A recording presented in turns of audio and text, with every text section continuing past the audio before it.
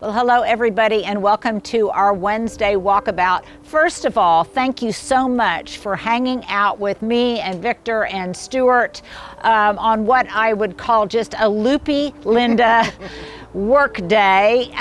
You got a number of you noted it, but I feel a lot better today. I am on the mend, and thank you so much for all of your well wishes. Thank you for all of your tips. Well, just thank you. Thank you. You guys are absolutely the best. And I hope you felt like I was just kind of talking to you as we were walking around and working. So today I want to show you some of the fruits of our labor. I want to give you some information that validates what I have thought all along, and that's boy, has spring come late to Oklahoma City. We are going to see what's come up in the front, maybe show you a few pretty drone shots, and I definitely want to give you a glimpse of, I don't have a kitchen window anymore, but boy, do I have a great view out the front cottage parlor windows, and I want to show you that. Well, there's lots of things I want to show you. So let's get this Wednesday walkabout on the move. Okay, you guys, I want to give you an update on several things in the front yard. But first, Stuart, right here, if you would put up the image that I sent you this morning, that confirms that indeed, if you look where Oklahoma is, that indeed we are about 2 weeks later than normal for spring to arrive, which is why I normally have a full tableau of all sorts of colorful tulips and things, and right now I don't. I just have the white ones. And actually, I'm really enjoying it. I'm enjoying just, Stuart, if you could just kind of do a little pan. I'm loving just the white and the blue right now. We can maybe put a few more pictures up in here.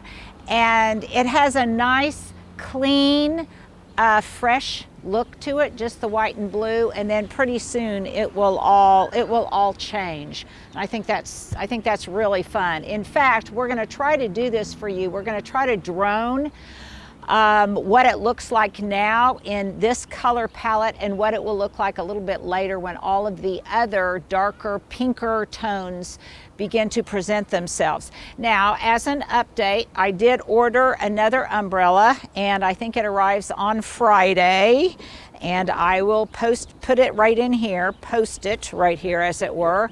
And it's a little bit of a different style. It's still in gray, but I'm anxious to get it because I really, really like to sit here in the morning or in the evening. One thing I did is this time I got, instead of a 9-foot, I got a 10-foot umbrella so that I'll get even more shade over this way to the west.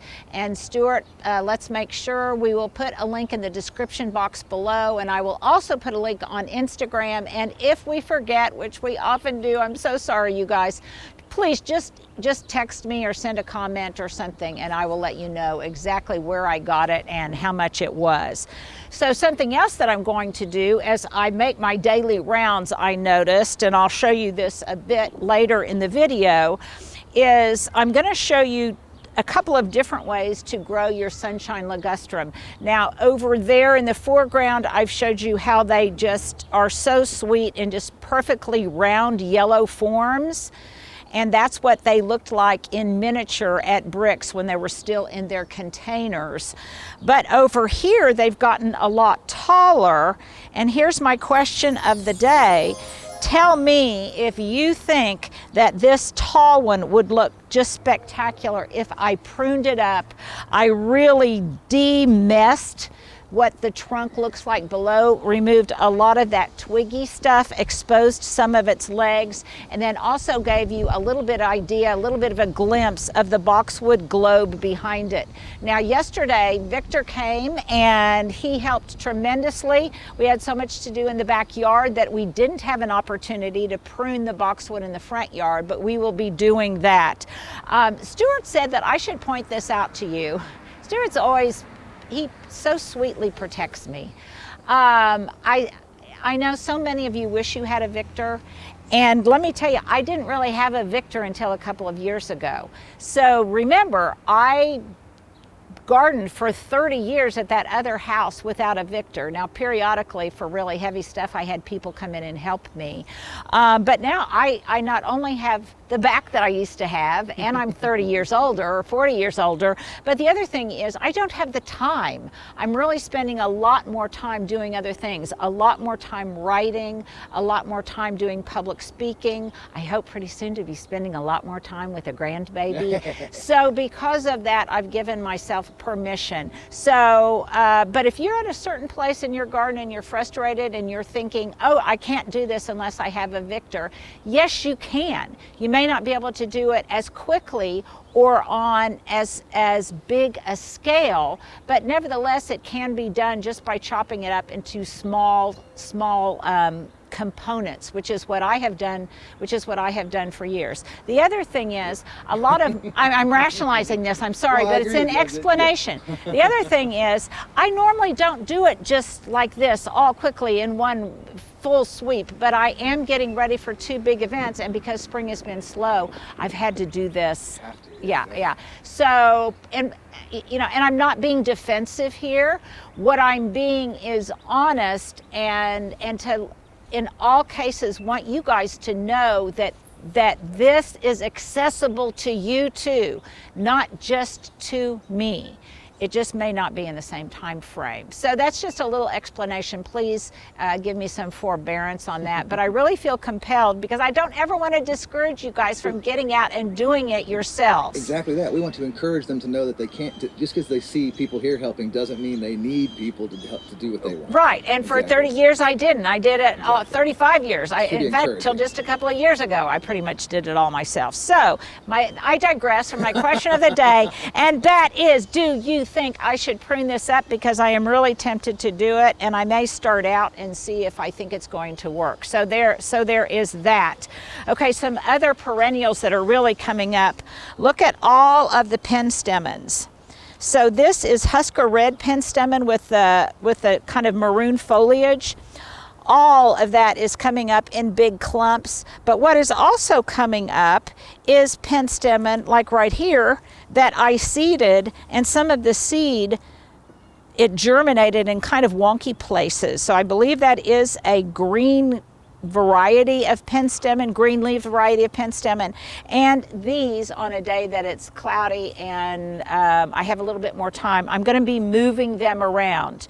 So all of the tufts of larkspur, here's a larkspur moment, and I have tons of it. Some of it is in bigger clumps, some of it's still in tiny little seedlings. You can see it right there. Yeah. So I will, when it's really, really tiny, I happily share this with anybody who wants some starts, because gosh knows I've got more than enough of it. The thing is, larkspur doesn't transplant well because it puts out a long taproot.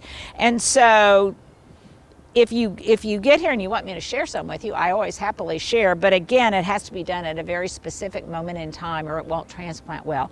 It does go to seed very, very prolifically, and a number of you have commented and said, I've tried for years to grow it and I can't get it to start. If you just get one plant to start really well and let it go to seed, it will eventually almost take over your garden. I'm going to be spending a lot more time editing it out than I am planting it.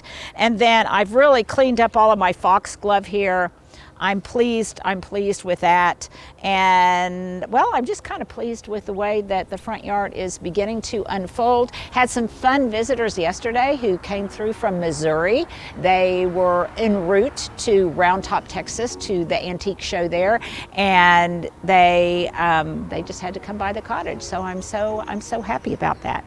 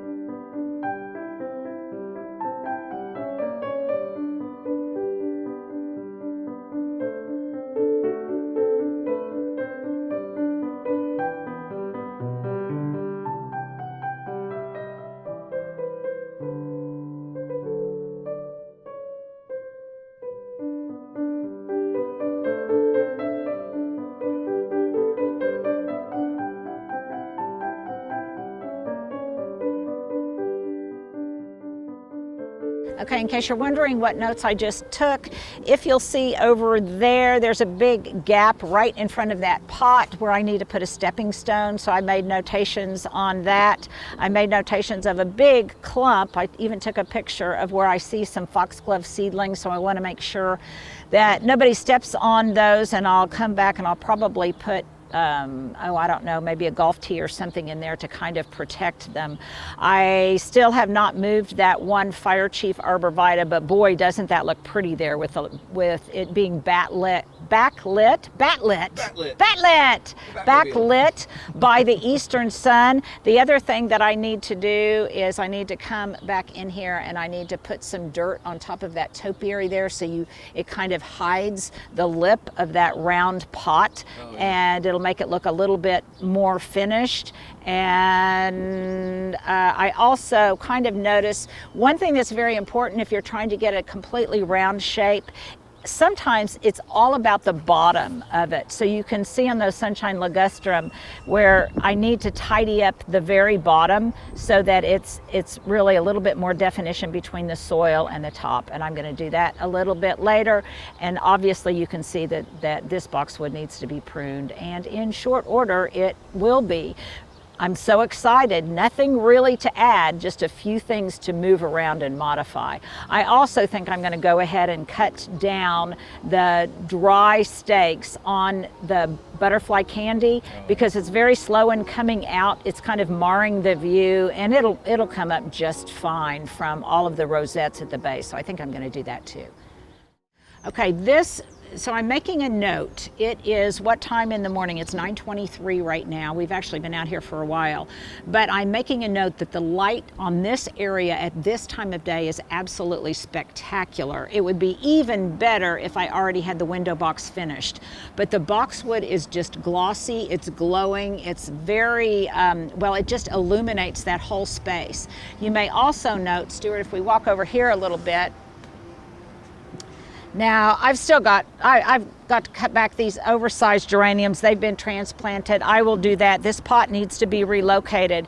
But I hope you notice that the patio here looks a little more spacious than it did before. And that's because of some things that I have changed, some pots that I've moved around. I had too much stuff over here. I removed some of it. So now this whole area feels more spacious. Something else that's on my to-do list that I will record on my phone is that I've got a broken arm here. So I bought some clear Gorilla Glue. This is what Kayla told me to buy, and we're going to fix that. You can see where it's separating there.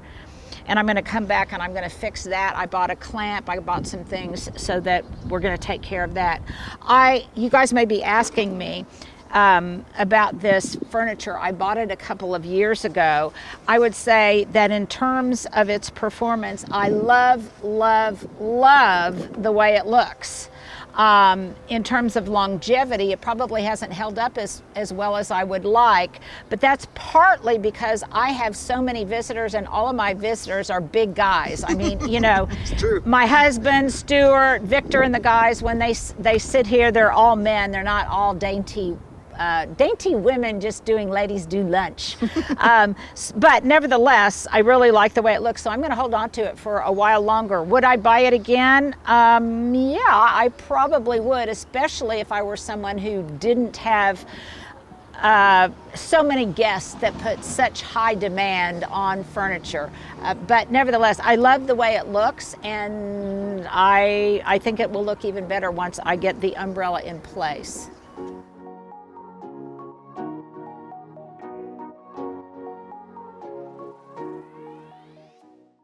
Okay, so this is my topiary in waiting, and you guys may recall that when I secured it to this stake here, that this was practically all yellow from here on up with just winter bronzing. And look at how it's all greening up. And I'm thrilled. I'm thrilled, thrilled, thrilled. So if you have winter bronzing too, don't be too discouraged. Just give it a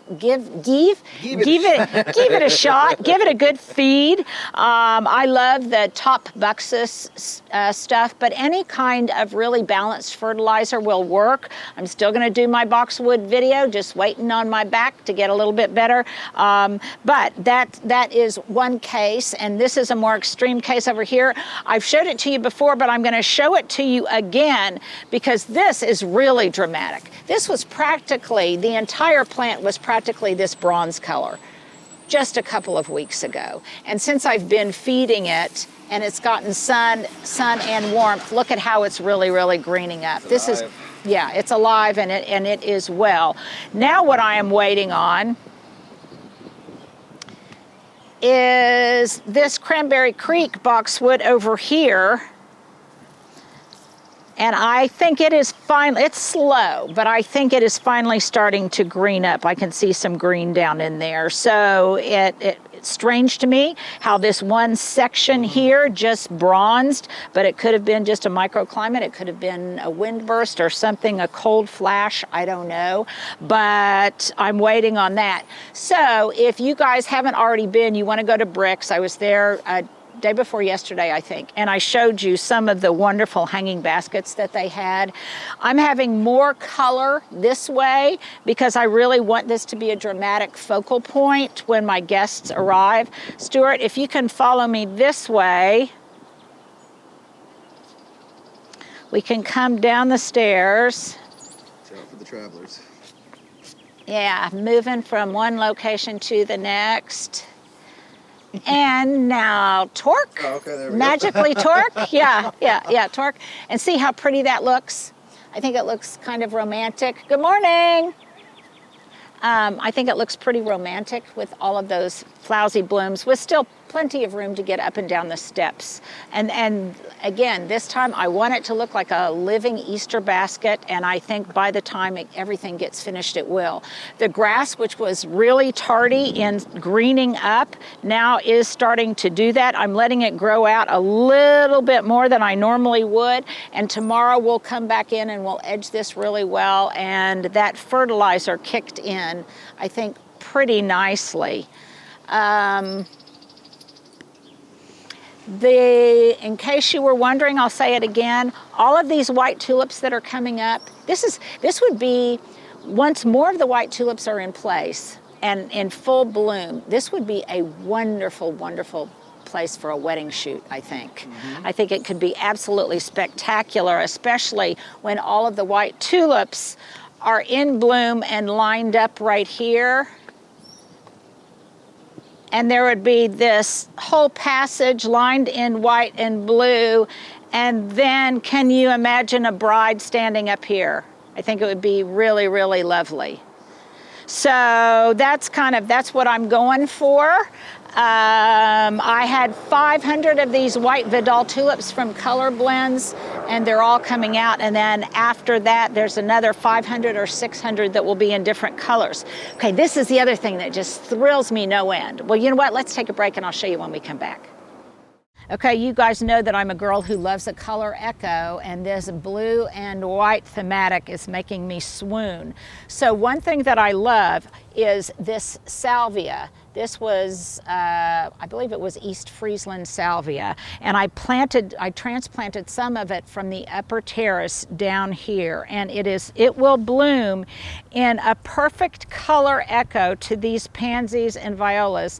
And as proof of that, can you see that one bloom right there, Stuart? Oh yeah. Yeah. Can you guys out in TV land see that? Now, yeah. So when I have all of these tufts of blue and purple, it should be spectacular. Then there might be a confluence of bloom between the blue larkspur and the pansies still, and that'll be another fabulous color echo with, of course, other pinks and different colors that will start joining the party.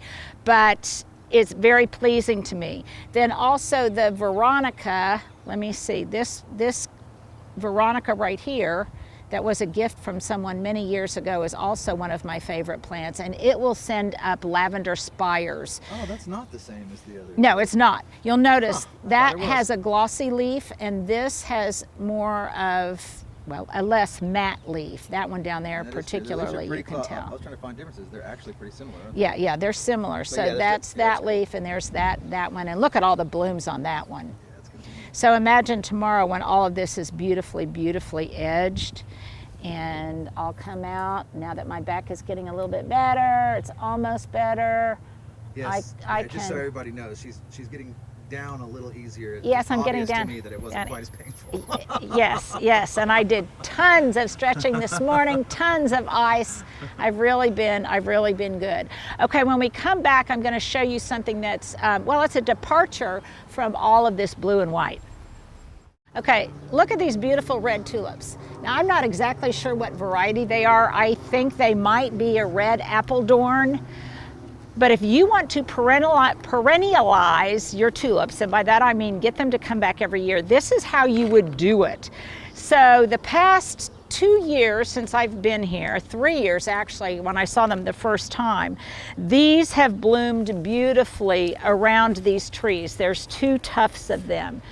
You can see them. Now, why do these come back and mine don't? Well, number one, it is a very select variety, but primarily it's because this area down here gets absolutely no irrigation. It gets no supplemental watering in the summer whatsoever. And that's exactly the conditions that bulbs really want to overwinter, to not rot, and to come back the following year.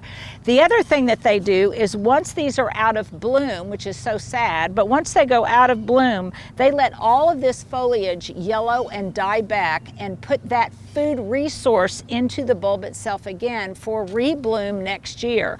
You have to let all of that foliage die back or they will not come back. And for them, that's a very easy thing to do because this, for one thing, this house is still under construction. They're doing a lot of things, but they don't have to worry about it. They don't have to worry about other annuals that they're going to plant in here that have to be watered.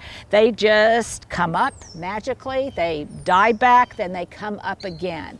In my front yard, let's walk back this way. We don't get this view very often. Yeah, look at my pretty street down there. Isn't it pretty? Oh, It'd be prettier if the trees weren't always so ice battered, but it's such, I'm so lucky. But see over here, you can imagine what 1,000 tulips that would be brown would look like in my front yard if I let them do that. Plus I have other things obviously up there that need to be watered. So I'm still in the process of staging things, deciding what goes where. I've got some topiaries just sitting out getting some light. They may or may not stay in that location. And it definitely needs grooming. But it is coming out, and I'm very, very pleased, as have been the passers-by. Okay, Stuart, that's kind of a little bit of a roundup of the front yard. Let's do a quick roundup of the backyard for today's Wednesday Walkabout.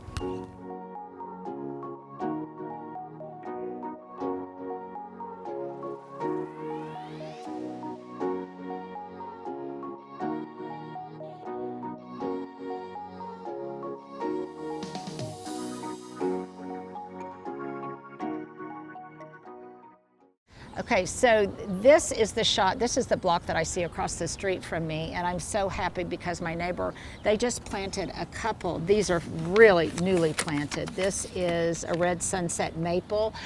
The neighbors along the street were planting more trees to replace some of them that were diseased or had died. You can see another there down that way. There's another one, because the whole effect of my neighborhood, what characterizes it is the fact that they are tree-lined streets. And so over time, with lots of winter damage, wind damage, all of the stuff Oklahoma weathers throw at them, we've had to replant. We've had to replant. So let's try this. He didn't see me. I tried to, you know when you're a kid? Oh, there he did! He did it! That is so fun. You talk about, flashback to your childhood. Remember when you used to do that with trucks and things? He didn't see me at first, but he must have seen me in his rearview mirror. Yep. Okay, so if you are walking from downtown to my house, this is kind of what you would see. And it's a pretty viewpoint. And by the way, when I walk the neighborhood, I always make a point to end my walk coming down from that view, because I think it's the prettiest view of the cottage. So now, I lied earlier, now let's go to the back. Okay, little sweet peas, you are looking sweet. Look how much you've grown just since yesterday.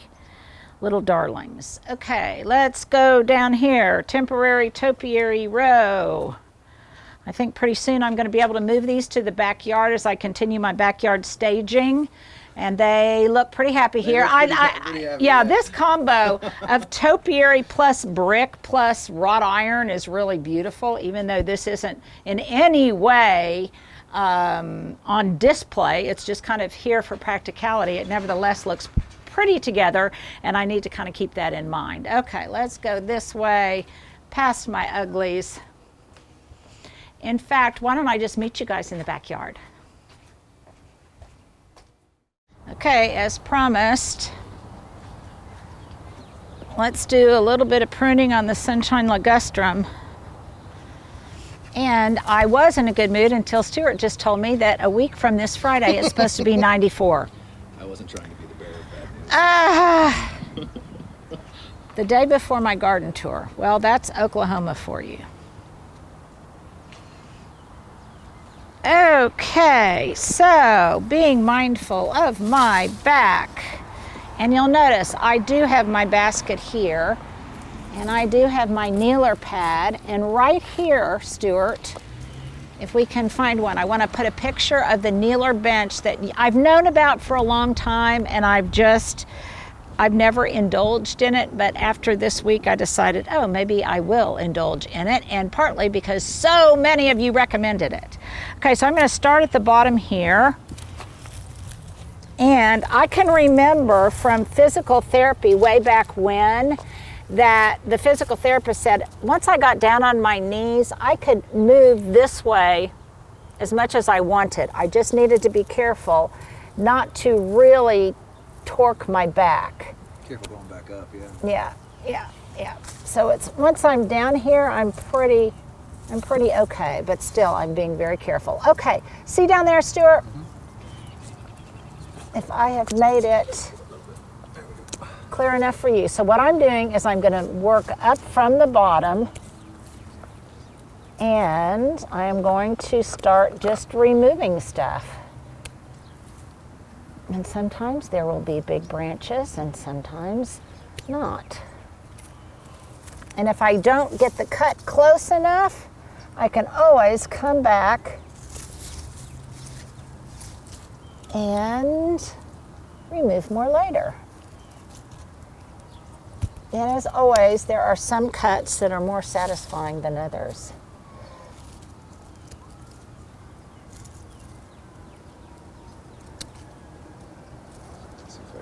Just removing all of this messiness to me it's really one of my favorite things to do in the garden because it's just immediate gratification. I've got some here that are kind of in the way.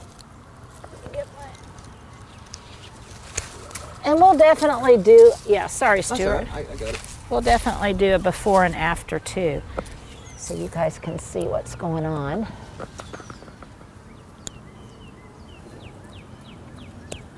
It's so nice to have all of my pruners sharpened. I'm not struggling like I was before. Okay, does it stay or does it go? And you know what? I think it's going to go because it looks like this is a little bit damaged. I think that's a good decision. You think? Yeah, it frees it up to be the shape I think you're headed towards. Okay. Well, and again, it looked like it was damaged. So.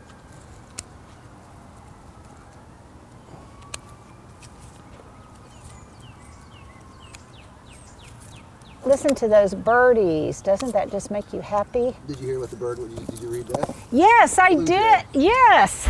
Thank you, guys. It just didn't sound like it to me. It sounded like somebody was riding a squeaky wheel in the sky. Yeah. It sounded like.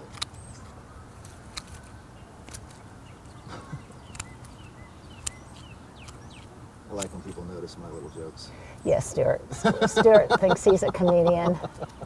Stuart, we need to show Stuart some love. Okay. There beds. Now, I'm not going to make you guys hang out with me for the entirety of this, but we'll show you a before and after, and that kind of gives you some idea of what we can do to shape this up and make it look more like a small statuesque shrub or small tree and less like an overgrown bush. It also, especially by taking off this one limb, it gives more room for this little Miss Bonnie Spirea to grow. Okay, so I'm going to make you wait for the after because I've still got more work to do, but we will show you the before and the after coming up this weekend. Okay, so this, you can definitely see that it's starting to look a little bit better back here. And hallelujah, for the first time, some of my tulips are opening up in just the perfect color palette. Now, someone was saying they really missed them this year. Well, it's because they hadn't bloomed yet. So, yeah, so look there.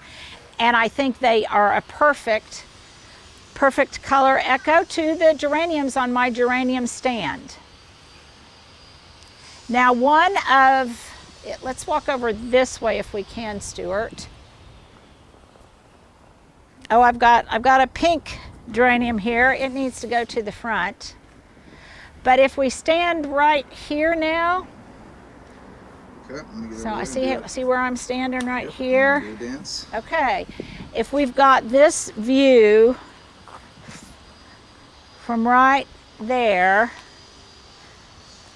then you can see some subtle changes I made. Number one, I was concerned that looked too congested in there. And so what needed to happen is not to move the plant stand. What I needed to do was, it was just too full of geraniums. There wasn't any negative space in between the geraniums. So I rectified that. I've still got some zhuzhing to do. Some of them are still in their plastic pots and I need to take care of that. And I shall. But then this over here, if you look at the rhythm and repetition of these same colors, starting with those coral bells, then going over to the geraniums, into the pillows, another geranium here, more tulips coming into bloom, and then this calibrachoa right here, the million bells, and then kind of finalizing the little tour with these like-colored angel wing or dragon wing begonias over here, which are still just starting to come out. And then I'll finish this over here, more tulips, and I'll begin to start staging all of my topiaries. So I'll have pretty much a complete surround. Oh, and look, here, even my tarp and shovel match. So we'll get this door back on, we'll get this fixed. I'll have my planting station. I've got lots of geranium planting to do still. I'll get that all in order. Maybe you guys can join me for some of that. And I think things are starting to be whipped into shape. You can probably tell from my mood that my back is better, that I'm feeling a little bit more in control. We've had 2 days without wind now, and I can kind of see the light at the end of the tunnel a little bit. Any other metaphors I need to use? So thank you guys for hanging with me. Make sure to answer the question of the day. We're going to close this out by me going to the front. We'll show you a little bit of a snippet of me pruning on that sunshine legustrum, and you guys just let me know your thoughts. Make sure to comment below. If you are new to this channel, welcome. I hope you enjoy joining our very loving, gracious community here. You guys are just the best. Make sure to subscribe, to follow, most importantly, share if somebody else is interested in gardening and might need to have a smile put on their face like me. Thanks.